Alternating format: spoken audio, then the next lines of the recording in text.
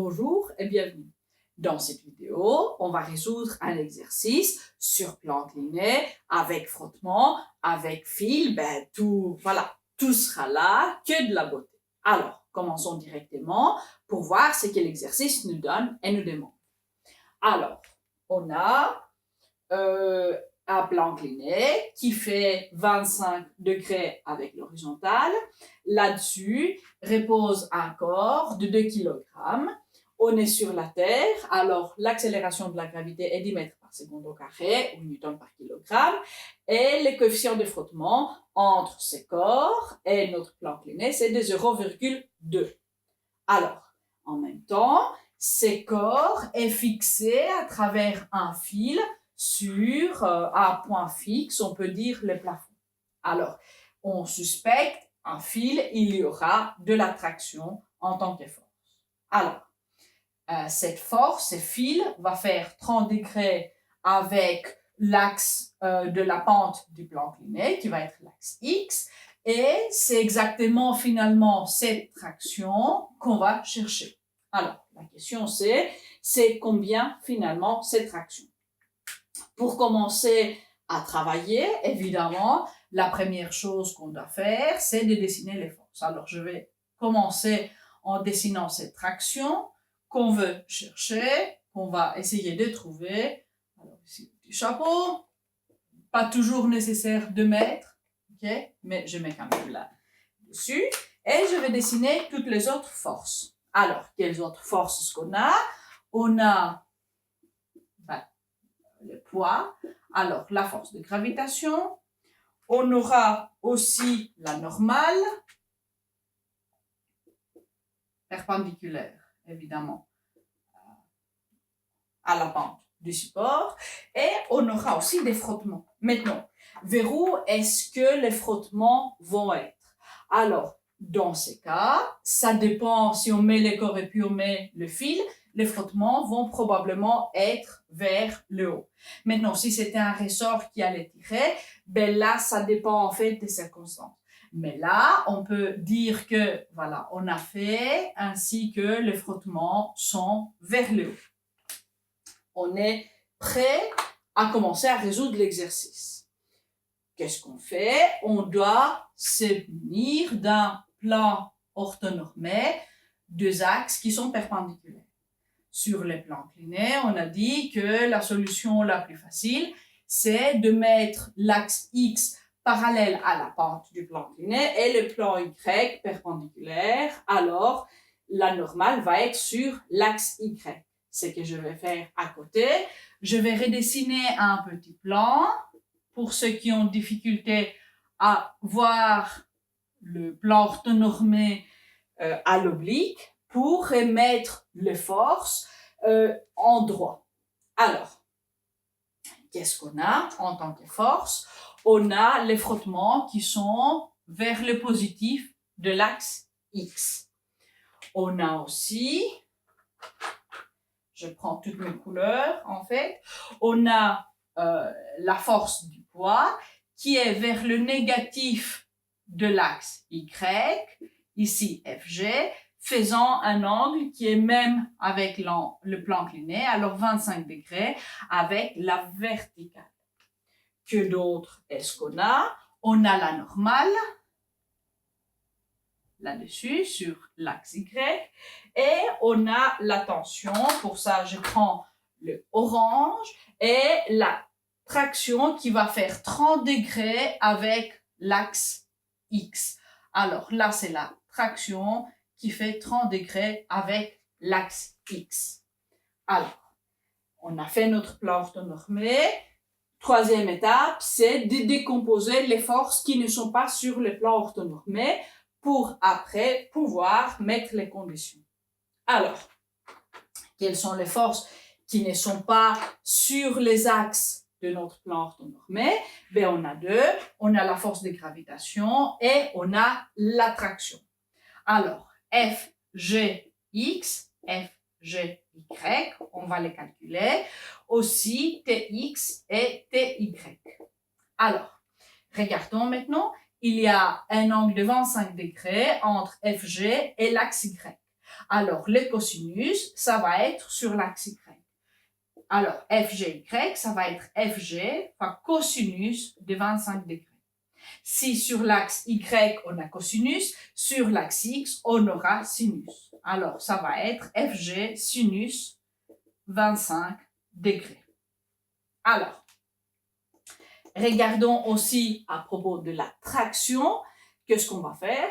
Alors maintenant, la traction forme 30 degrés avec l'axe X. Alors c'est sur l'axe X que ça va être cosy d'être ensemble. Et alors pour Tx, on aura T fois cosinus 30 degrés. Ty alors, ça va être T fois sinus 30 degrés. Maintenant, si vous voulez, on peut refaire ces petits plans orthonormés, mettant tout sur les axes pour pouvoir après faire le bilan.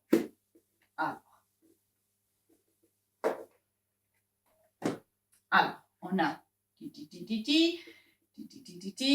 x, y.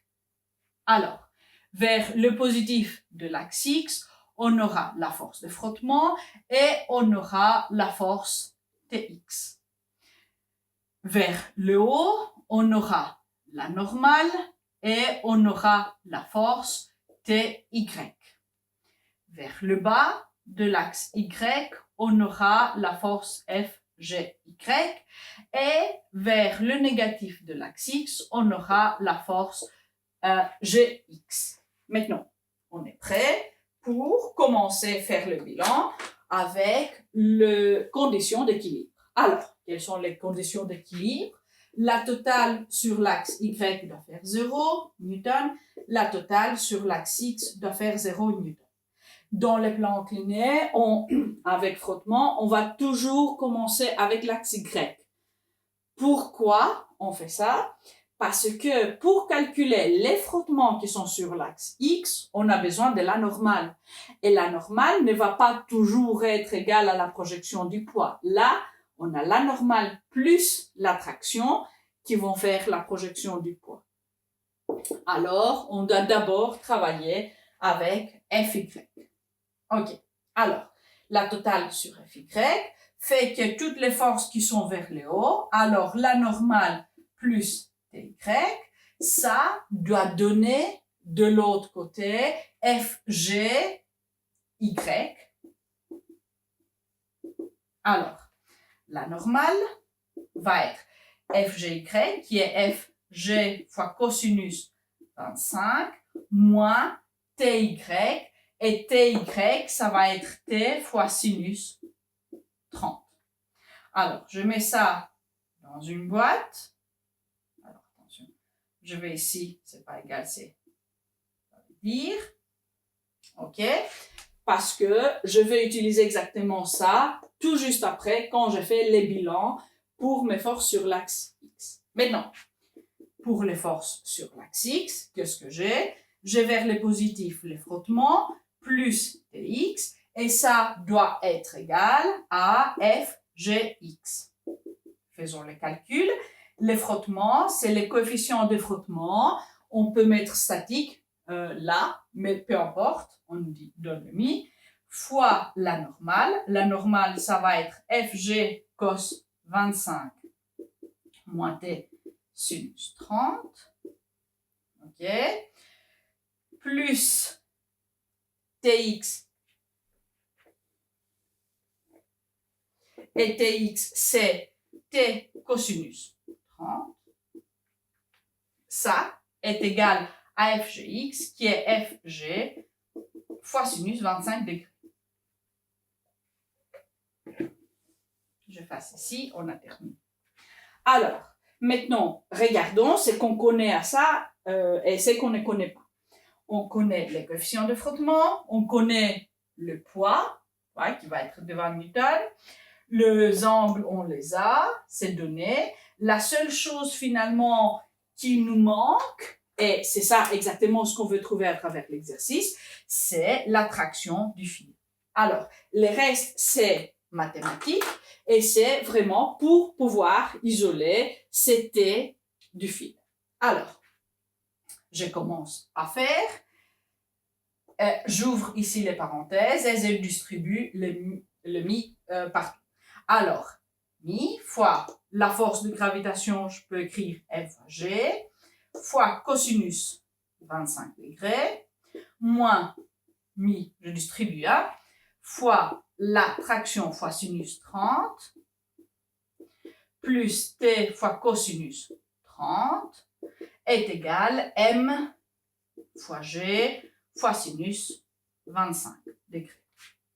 Comment isoler ceci? C'est que je peux prendre tout ça et ramener de l'autre côté pour laisser un côté tous les facteurs qui ont t à l'intérieur et de l'autre côté tous les facteurs qui n'ont pas t. Maintenant, en prenant toute cette expression pour mettre de l'autre côté, là, c'est un facteur additionnel. De l'autre côté, ça va être soustrait. Alors, je vais continuer en haut. Et cette expression devient moins mi fois t fois sinus 30 plus t cosinus 30 est égal, alors j'ai mis cette partie, alors est égal m fois g fois sinus 25 degrés moins mi fois m fois g fois cosinus 25. Maintenant, vous pouvez déjà mettre le chiffre. Moi, je vais continuer un tout petit peu jusqu'à la fin pour résoudre algébriquement jusqu'à la fin pour t. Et puis, je vais prendre la calculette. Alors, ici, je vais mettre t en évidence. Alors, ça va devenir cosinus 30 moins mi fois sinus 30. De l'autre côté, je peux mettre mg en évidence et avoir sinus 25 moins mi fois cosinus 25 degrés. Alors, si on résout pour t, tout ça ici, ça multiplie. De l'autre côté, ça va diviser. Alors, on aura m fois g fois sinus 25 moins mi fois cosinus 25, ferme les parenthèses, divisé par cosinus 30 moins mi fois sinus 30 degrés. Alors, tout ça, on va faire à la calculette et on va coller l'unité qui est Newton à la fin. Parce que voilà, on va mettre ici les valeurs au système international. Je vais chercher ma calculette et on va commencer à faire le calcul. Je vais commencer par le haut. Je vais commencer, alors, je vais faire à l'envers 0,2 qui est mi fois cosinus 25. Je vais le mettre en moins plus le sinus 25. Et puis, je vais multiplier par 2 et par 10. Alors, je vais multiplier par 20. Alors, tout ce qui est en haut va donner 4,83 newtons. Et je vais faire ce qui est en bas. Alors, je commence par 0,2 fois sinus 30. Je mets un moins, parce que c'est moins, et j'ajoute à ça le cosinus 30. Alors, ça va me donner 0,76. Alors, je renverse et je multiplie par 4,83. Et alors, on a 6,3 newtons comme réponse. 6,3 newtons comme réponse. Alors, cette traction qui fait 30 degrés doit avoir une valeur de 6,3 newtons pour que le corps soit en équilibre. Et voici un exercice terminé avec tout sur plan incliné avec frottement. Alors, je dois vous laisser avec un défi, je ne peux pas vous laisser comme ça. Prenez une feuille et notez. Ça ne va pas être très différent de ceci. Alors,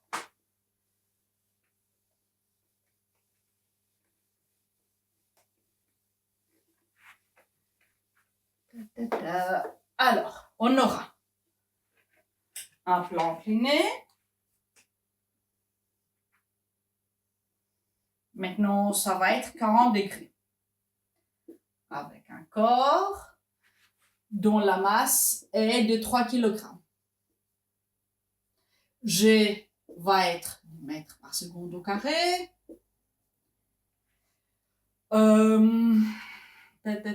On a un coefficient de frottement de 0,3. Et ici, on a un ressort. Un ressort de cas, disons 100 newtons par mètre. Et